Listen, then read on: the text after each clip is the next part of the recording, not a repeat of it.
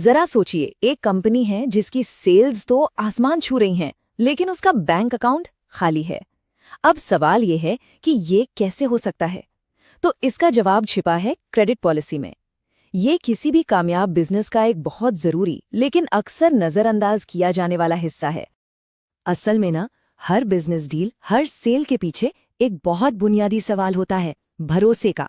क्या एक कंपनी अपने कस्टमर पर यह भरोसा कर सकती है कि वह समय पर पेमेंट कर देगा? सुनने में तो ये बहुत मामूली सवाल लगता है, लेकिन इसका जवाब किसी भी बिजनेस की किस्मत बदल सकता है। चलिए इस सिचुएशन को थोड़ा और गहराई से देखते हैं। सेल्स के आंकड़े तो शानदार हैं, ऑफिस में जश्न का माहौल है, लेकिन एक प्रॉब्लम है, कैश है ही नहीं। तो सेल्स और असली कैश के बीच का ये जो गैप है, यही एक मुश्किल सवाल खड़ा करता है कि बिजनेस को आगे बढ़ाएं या खुद को जोखिम से बचाएं। तो इस मुश्किल से कंपनियां निकलती कैसे हैं? जवाब है एक रूल बुक बनाकर, एक कह सकते हैं ऑफिशियल गाइड, जो ये तय करती है कि किसे उधार देना है, कितना देना है और वो भी किन शर्तों पर। और इसी गाइड का नाम है क्रेडिट पॉलिसी। तो आखिर ये क्रेडिट पॉलिसी है क्या? इसकी ऑफिशियल परिभाषा कहती है कि ये एक फर्म विशिष्ट ढांचा है जिसे मैनेजमेंट डिजाइन करता है ताकि फर्म की रिस्क लेने की क्षमता के हिसाब से उधार देने के फैसलों में एक स्टैंडर्ड बनाया जा सके। अब ये सिर्फ कुछ नियम नहीं है, ये एक कंपनी की स्ट्रैटेजी का दिल है। चलिए इसको आसान भाषा में तोड़कर समझते हैं। तो इस डेफिनेशन का पहला हिस्सा है फर्म विशिष्ट ढांचा। इसका सीधा सा मतलब ये है कि क्रेडिट पॉलिसी कोई वन साइज फिट्स ऑल वाली टी शर्ट नहीं है।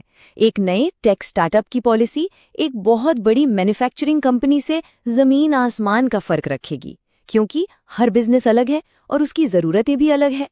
अच्छा, अब आते हैं अगले पॉइंट पर, फैसलों को मानकीकृत करना। इसका मकसद है कि क्रेडिट देने के फैसले अंदाजे या किसी के मूड के हिसाब से न लिए जाएं। पॉलिसी ये तय करती है कि हर कस्टमर के लिए नियम एक जैसे हों और फैसले भावनाओं पर नहीं बल्कि ठोस वजहों पर लिए जाएं। इससे पूरे प्रोसेस में एक बराबरी और निष्पक्षता आती है। और आखिर में इस डेफिनेशन का सबसे जरूरी हिस्सा है जोखिम उठाने की क्षमता या रिस्क एपेटाइट। ये सीधे सीधे कंपनी के डीएनए के बारे में बताता है कि कंपनी के लीडर्स अपने लक्ष्य को पाने के लिए कितना रिस्क लेने को तैयार हैं। क्या वो ज्यादा सेल्स के लिए ज्यादा रिस्क उठाएंगे या फिर सेफ खेलना पसंद करेंगे? ठीक है, तो अब जब डेफिनेशंस क्लियर हो गई हैं, तो क्रेडिट पॉलिसी की दो मेन स्ट्रैटेजीज को देखते हैं। पहली है उदार या लूज क्रेडिट पॉलिसी। इसको हम खुले दरवाजे की नीति भी समझ सकते हैं, जहां आने वालों का स्वागत है। इनकी फिलॉसफी सिंपल होती है, उधार देने की बहुत ज्यादा इच्छा। ऐसी कंपनियों का मेन फोकस होता है सेल्स बढ़ाना, मार्केट पर कब्जा करना, भले उसके लिए थोड़ा एक्स्ट्रा रिस्क क्यों न लेना पड़े। तो अब चलते हैं सिक्के के दूसरे पहलू पर, सख्त या टाइट क्रेडिट पॉलिसी। इसको ना एक एक्सक्लूसिव क्लब की तरह सोचिए, जहां एंट्री के नियम बहुत सख्त हैं, जैसे किसी वीआईपी सेक्शन के बाहर लगी वो मखमली रस्सी। यहाँ फिलॉसफी बिल्कुल उल्टी है, उधार देने की कम या बिल्कुल इच्छा न होना। इन कंपनियों का मेन गोल सेल्स बढ़ाना नहीं बल्कि फाइनेंशियल रिस्क को कम से कम करना है। क्रेडिट सिर्फ उन्हीं कस्टमर्स को मिलता है जिनका पेमेंट रिकॉर्ड एकदम साफ सुथरा हो। सेफ्टी फर्स्ट, यहाँ यही मंत्र चलता है। तो अब हमारे सामने दो बिल्कुल अलग अलग स्ट्रैटेजीज हैं। एक उदार नीति से सेल्स तो बढ़ सकती हैं, लेकिन पैसा डूबने का खतरा भी बढ़ जाता है। वहीं एक सख्त नीति कैश को तो बचाती है, पर हो सकता है कि बिक्री के मौके हाथ से निकल जाएं। ये हर बिजनेस के लिए वही क्लासिक बैलेंस बनाने जैसा है। तो अब तक की बातों से एक चीज तो साफ है, क्रेडिट पॉलिसी सिर्फ एक अंदरूनी रूल बुक नहीं है, ये उससे कहीं बढ़कर है। ये तो असल में कंपनी की पर्सनैलिटी का हिस्सा है, जो दुनिया को बताती है कि भाई ये कंपनी है कैसी।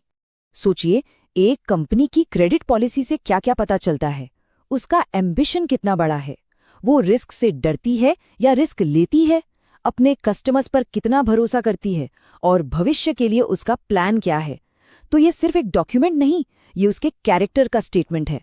आमतौर पर हम सोचते हैं कि बैंक से लोन लेना कितना आसान होगा, है ना, बस एक फॉर्म भरा और पैसे मिल गए। पर आज हम देखेंगे कि कानून की नज़र में ये प्रक्रिया असल में कितनी पेचीदा है। सवाल बहुत सीधा है, बैंक से लोन आखिर ले कौन सकता है? और इसका जवाब शायद वैसा नहीं है जैसा हम सब सोचते हैं। तो चलिए एक छोटे से सवाल से शुरुआत करते हैं। एक आम इंसान, एक छोटा सा फैमिली बिजनेस और एक बहुत बड़ी मल्टीनेशनल कंपनी। इन तीनों में ऐसी कौन सी एक बात है जो कॉमन है? हाँ, ये तीनों ही पैसे उधार लेने के लिए बैंक के पास जा सकते हैं। लेकिन बस यहीं से कहानी में असली मोड़ आता है। सिर्फ पैसे मांगना काफी नहीं होता। हर एक के लिए, चाहे वो एक अकेला व्यक्ति हो, एक परिवार हो या फिर एक बड़ी कंपनी, नियम और कानून पूरी तरह से अलग हैं। तो चलिए सबसे पहले उस नींव को समझते हैं जिस पर हर लोन टिका होता है, एक कानूनी कॉन्ट्रैक्ट। इसे समझने के लिए ऐसा सोचिए कि हर कॉन्ट्रैक्ट के दो पंख होते हैं, और ये हैं वो दो पंख। पहला है अनुबंध करने की क्षमता, मतलब क्या कोई कानूनी तौर पर सौदा करने के लायक भी है या नहीं। और दूसरा है अनुबंध का प्रवर्तन, यानी अगर कोई अपना वादा तोड़ दे तो क्या कानून आपकी मदद कर सकता है। अगर इन दोनों में से एक भी पंख गायब हो तो वो कॉन्ट्रैक्ट उड़ान नहीं भर सकता, वो कानूनी रूप से बेकार है। तो ये पहला पंख यानी क्षमता आखिर है क्या? इंडियन कॉन्ट्रैक्ट एक्ट के हिसाब से किसी भी व्यक्ति को 3 शर्तें पूरी करनी होती हैं। उसकी उम्र 18 साल से ज्यादा हो, उसका दिमागी संतुलन ठीक हो और किसी दूसरे कानून ने उसे कॉन्ट्रैक्ट करने से रोका ना हो। ठीक है, तो चलिए अब सबसे आम कर्जदार से शुरू करते हैं, यानी एक अकेला इंसान। सुनने में तो बड़ा सीधा साधा लगता है ना? पर यहाँ भी कुछ बहुत जरूरी पेच हैं। और सबसे बड़ा पेच है उम्र का। कानून की नज़र में 18 साल से कम उम्र का कोई भी व्यक्ति नाबालिग यानी कि माइनर माना जाता है। और यहीं पर कानून का सबसे सख्त नियम सामने आता है। एक नाबालिग के साथ किया गया कोई भी कॉन्ट्रैक्ट शुरू से ही शून्य यानी वॉइड होता है। इसका मतलब ये नहीं कि कॉन्ट्रैक्ट टूट गया, इसका मतलब है कि वो कानूनी तौर पर कभी बना ही नहीं था। इसीलिए कोई भी बैंक किसी नाबालिग को लोन नहीं दे सकता, और अगर गलती से दे भी दिया तो वो पैसा कानूनी तौर पर वापस नहीं मांग सकता। तो हमने देखा कि एक अकेले व्यक्ति के लिए नियम कितने साफ हैं। पर तब क्या होता है जब 2 या 2 से ज्यादा लोग मिलकर एक साथ लोन लेना चाहते हैं? अब हम आ गए हैं ग्रुप में उधार लेने की दुनिया में, और यहाँ पर जैसा कि होता है जोखिम भी साझा होता है और नियम भी। यहाँ एक बहुत जरूरी कॉन्सेप्ट आता है, जॉइंट एंड सेवरल लायबिलिटी। इसका सीधा सा मतलब है कि अगर 4 दोस्तों ने मिलकर लोन लिया और उनमें से 3 दोस्त गायब हो गए, तो बैंक उस चौथे दोस्त से लोन का पूरा पैसा वसूल सकता है। अब वो चौथा दोस्त बाकियों से अपना हिस्सा कैसे वसूले, ये उसकी सिरदर्दी है। बैंक के लिए ग्रुप का हर मेंबर पूरे लोन के लिए जिम्मेदार है। भारत में एक और बड़ा अनोखा ग्रुप है, हिंदू अनडिवाइडेड फैमिली या HUF। ये सिर्फ एक परिवार नहीं है, बल्कि एक कानूनी इकाई है जहां पीढ़ियों की संपत्ति एक साथ होती है। इस परिवार का जो मुखिया होता है, जिसे कर्ता कहते हैं, उसे पूरे परिवार की ओर से बिजनेस या दूसरी जरूरतों के लिए लोन लेने का एक खास अधिकार होता है। ये चीज़ इसे बाकी ग्रुप से बिल्कुल अलग बनाती है। ठीक है, तो हमने व्यक्तियों और परिवारों की बात कर ली, लेकिन अब उस स्थिति के बारे में सोचते हैं जहां कोई बिजनेस खुद एक इंसान की तरह उधार लेना चाहता हो। और बस यहीं से लीगल पर्सन का कॉन्सेप्ट सामने आता है। कानून की नज़र में एक कंपनी अपने मालिकों से एक अलग पहचान रखती है। वो खुद कॉन्ट्रैक्ट कर सकती है, अपने नाम पर प्रॉपर्टी खरीद सकती है और हाँ, लोन भी ले सकती है। देखिए, एक अकेला व्यक्ति भी 2 बिल्कुल अलग तरीकों से बिजनेस चला सकता है। एक होता है सोल प्रोप्राइटरशिप, जिसमें मालिक और बिजनेस को एक ही माना जाता है। इसका मतलब अगर बिजनेस पर कर्ज है तो मालिक की पर्सनल प्रॉपर्टी भी दांव पर लग सकती है। लेकिन 1 पर्सन कंपनी यानी OPC बनाकर वही व्यक्ति अपने बिजनेस को एक अलग कानूनी पहचान दे सकता है। इससे मालिक की जिम्मेदारी सीमित हो जाती है। ये एक छोटा सा कानूनी फर्क है, पर सुरक्षा के लिहाज से बहुत बड़ा अंतर पैदा करता है। और जैसे जैसे बिजनेस बड़े होते हैं, उनके कानूनी ढांचे भी बदलते हैं। यहाँ 3 बहुत पॉपुलर ऑप्शन हैं। एक नॉर्मल पार्टनरशिप फर्म में पार्टनर्स की जिम्मेदारी अनलिमिटेड होती है। वहीं एक LLP या लिमिटेड लायबिलिटी पार्टनरशिप, जैसा नाम से ही पता चल रहा है, पार्टनर्स को सुरक्षा देती है।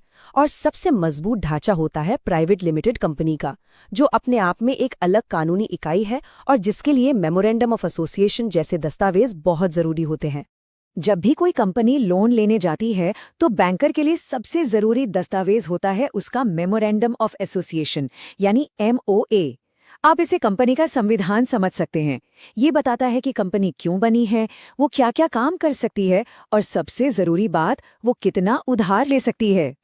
और अगर कोई कंपनी अपने एमओए में लिखी शक्तियों की सीमा को लांघ दे तो उस काम को कहते हैं अल्ट्रा वायर्स। ये एक लैटिन शब्द है जिसका मतलब है शक्तियों से परे।